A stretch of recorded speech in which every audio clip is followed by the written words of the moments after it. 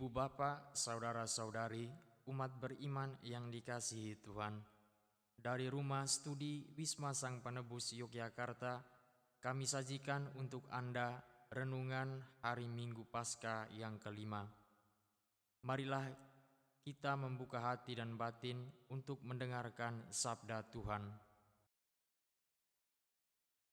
Semoga Tuhan beserta kita, sekarang dan selama-lamanya. Inilah Injil Yesus Kristus menurut Yohanes. Dimuliakanlah Tuhan. Dalam perjamuan malam terakhir, sesudah Yudas meninggalkan ruang perjamuan, berkatalah Yesus kepada murid yang lain, "Sekarang Putra Manusia dimuliakan dan Allah dimuliakan di dalam Dia. Jika Allah dimuliakan di dalam Dia, Allah akan memuliakan Dia juga di dalam dirinya dan akan memuliakan Dia dengan segera. Hai anak-anakku, tinggal sesaat lagi Aku ada bersama kamu. Aku memberikan perintah baru kepada kamu, yaitu supaya kamu saling mengasihi. Sama seperti Aku telah mengasihi kamu, demikian pula kamu harus saling mengasihi. Dengan demikian, semua orang akan tahu bahwa kamu adalah murid-muridku, yaitu jika kamu saling mengasihi." Demikianlah Injil Tuhan, terpujilah Kristus.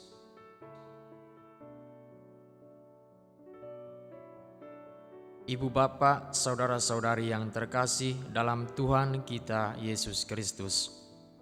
Hari ini kita merayakan hari Minggu Paskah yang kelima. Bacaan-bacaan suci yang sudah kita dengarkan pada hari ini, terkhususnya bacaan Injil, mengisahkan bagaimana Yesus memberikan perintah baru kepada kita, yaitu supaya kita saling mengasihi. Sama seperti dirinya yang telah mengasihi kita, demikian pula kita dituntut untuk harus saling mengasihi. Ibu bapa, saudara-saudari yang terkasih, sebelum Yesus berpisah dengan murid-muridnya dan meninggalkan dunia ini, Yesus memperagakan perbuatan kasih di hadapan murid-muridnya, yaitu dengan membasuh kaki para murid. Dan dengan demikian, hal itu menunjukkan bahwa Yesus memperlihatkan kepada mereka cintanya. Yesus sedang memberi contoh kepada murid-muridnya bagaimana sikap yang baik di hadapan Allah dengan mengasihi sesama kita tanpa memandang apapun.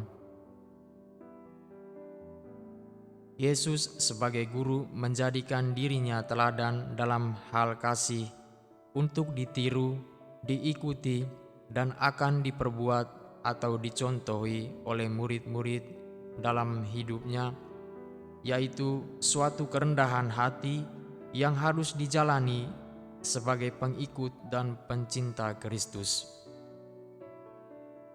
Ibu bapa, saudara-saudari yang terkasih dalam Kristus, selama Yesus bersama para murid, Ia telah banyak mengajar dan melakukan mujizat yang luar biasa agar iman dan kepercayaan para murid terbuka pada kasih dan kemuliaan Allah.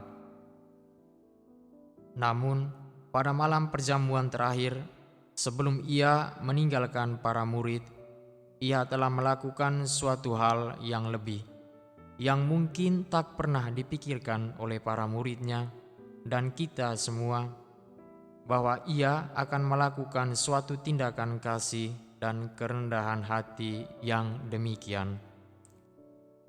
Tindakan yang dilakukan Yesus dengan membasuh kaki para murid ingin menunjukkan bahwa kata-kata yang hanya sebatas diucapkan dan ajaran tanpa aksi atau tindakan nyata merupakan suatu kesia-siaan.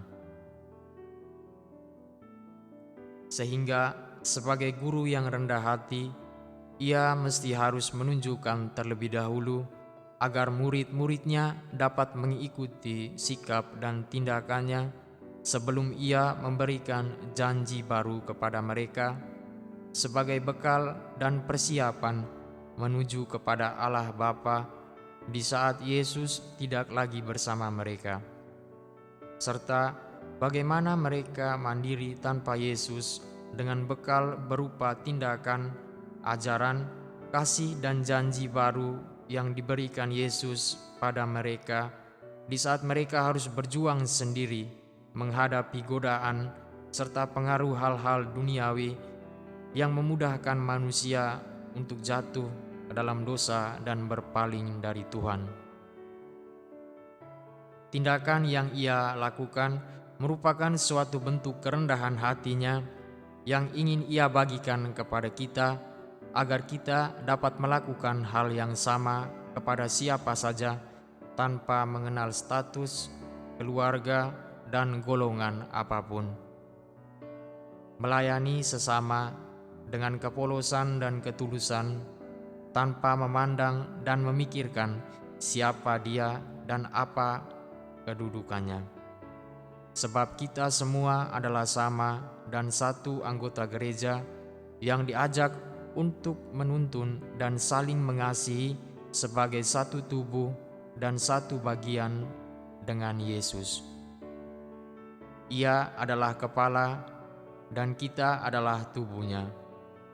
Dengan demikian, gengsi dan perasaan tinggi hati, sombong, arogansi, dan merasa diri paling besar dan hebat tidak dikenal dalam lingkup kerajaan Allah.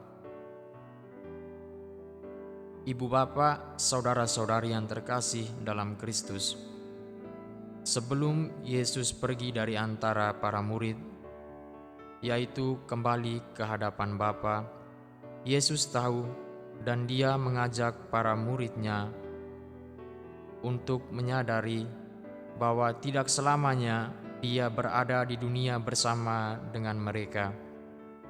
Dia harus pergi dan mereka tidak bisa pergi saat ini bersamanya, namun kelak Ia akan datang dan menjemput mereka menuju ke tempat kemana Ia pergi.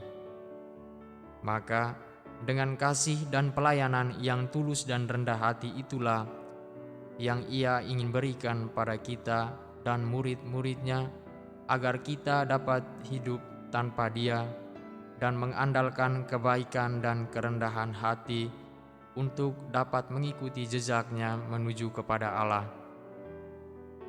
Sebab dunia yang kita jalani dan kita hadapi saat ini penuh dengan masalah dan pertentangan yang tentu menggoda dan menghancurkan hubungan kita dengan Allah.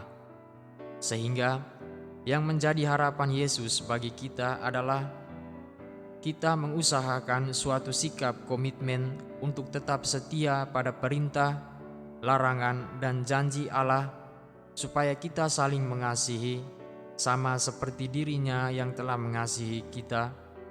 Demikian pula kita dituntut untuk harus saling mengasihi.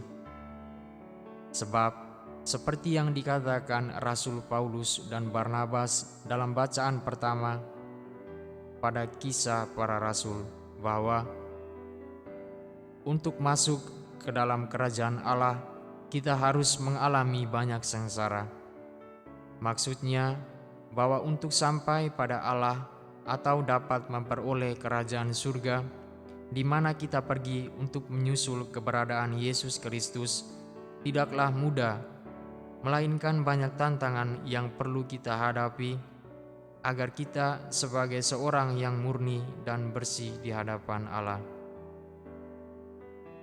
Oleh karena itu, Kristus telah menyiapkan semua bekal dan jalan tersebut bagi kita, yakni sikap kerendahan hati terhadap sesama, seperti yang dilakukan Yesus saat membasuh kaki para murid-Nya, dan janji baru untuk saling mengasihi sebagai perwujudan menuju ke jalan Tuhan.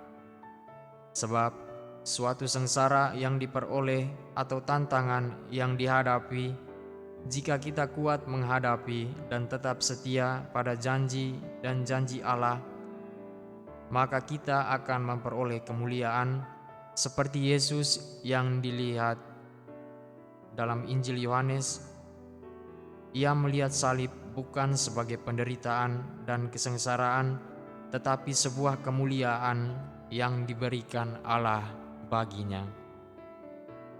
Semoga Tuhan menyertai kita. Amin. Marilah kita berdoa. Tuhan Yesus, Engkau mengajarkan kami untuk selalu berbagi kasih dengan sesama.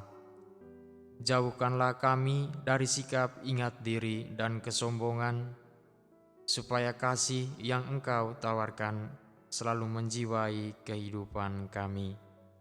Amin. Dalam nama Bapa dan Putra dan Roh Kudus. Amin.